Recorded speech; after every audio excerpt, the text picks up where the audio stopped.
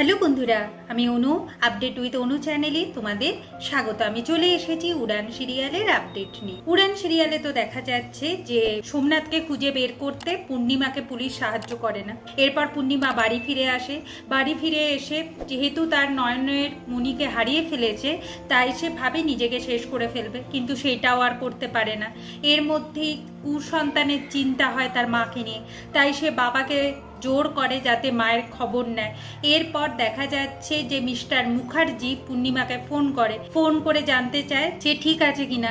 জানতে চেয়েও ভুল করেছে, অনেক কথা শুনতে হয়। তারপর মিস্টার মুখার্জি বলে আজকে কুসন্তানই জানতে চেয়েছে তোমার খবর, তাই ফোন করেছি, না হলে করতাম না। তোমার কুসন্তান হতে পারে মহারাজ, কিন্তু আমার তো সুসন্তান।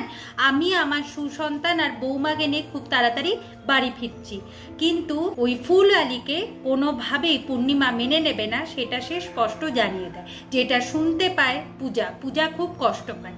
এদিকে রাতের বেলা পূজা আর মহারাজ দুজনেরই ঘুম আসে না, সবাই ঘুমিয়ে পড়েছে।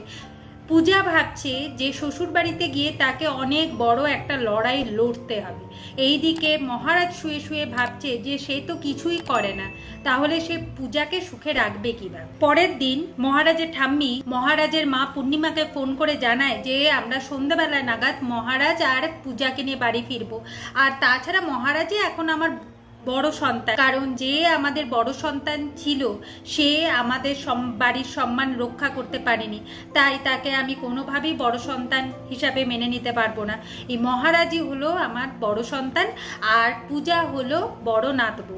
তাই বড় নাতবউ আর বড় সন্তানকে নিয়ে আমি খুব তাড়াতাড়ি বাড়ি ফিরছি, তুমি বরণ ডালা রেডি করে রেখো। আর কোনো কথা কিন্তু আমি শুনতে চাই, আর আমার কথাই শেষ কথা। তারপর মহারাজের ঠাম্মি মহারাজকে বলে যে শোন, আমি তো বেশি দিন এখানে থাকবো না, আমাকে তো চলে যেতে হবে। তারপর তোকে আর পূজাকেই কিন্তু হাল ধরতে হবে, না হলে কিন্তু সংসারটা ভেসে যাবে। এইদিকে এরপর মেয়ের বিদায়ের বেলা, তার আগে পূজা খুব কান্নাকাটি করতে থাকে। আর এই কান্না থামতে পারে কিভাবে সেটা তো মহারাজের খুব জানা আছে। তাই মহারাজ পূজার পেছনে লাগে। যেই তাকে রাগাতে থাকে পূজার কান্না থেমে যায়, আর হাসালেও কান্না থেমে যায়, সেটা মহারাজ বেশ ভালোই বুঝে গেছে। আর তাছাড়া মায়ের ঋণ যে কোনোদিন শোধ করা যায় না সেটা মহারাজও বিশ্বাস করে, কারণ কিনা মহারাজের মা তাকে তো সারা জীবন খুনি আর অবহেলাই করে গেল, সেটাও সে ভাবতে থাকে। এরপর বাবার ফটো নিয়ে পূজা বাপের বাড়ি থেকে বিদায় নেয়। অন্যদিকে দেখা যাচ্ছে সোমনাথের তো আর কিছু করার নেই। 70 লাখ টাকা সে কোথা থেকে জোগাড় করবে? ব্যাংকও তাকে সাহায্য করতে পারবে না। এখন পুলিশের কেস করা ছাড়া আর কোনো উপায় নেই। সোমনাথের কাছে এখন একটাই পথ খোলা আছে, সেটা হলো তাকে তাহলে সুইসাইড করতে হবে। আগামী পর্বে দেখা যাচ্ছে যে মহারাজ তো পূজাকে নিয়ে চলে এসেছে বাড়িতে। এরপর মহারাজ আর পূজাকে তাদের মা বরণ করে ঘরে তুলছে। আর বরণ করার সময় পূজা জানতে পারে যে তার স্বামী খুনি। সে পারবে তো খুনির স্বামীর সাথে সংসার করতে?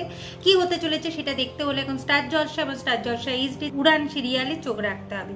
আমার এই ভিডিওটা দেখবার জন্য আর আপডেট উইথ অনু চ্যানেলের পাশে থাকবার জন্য অসংখ্য ধন্যবাদ।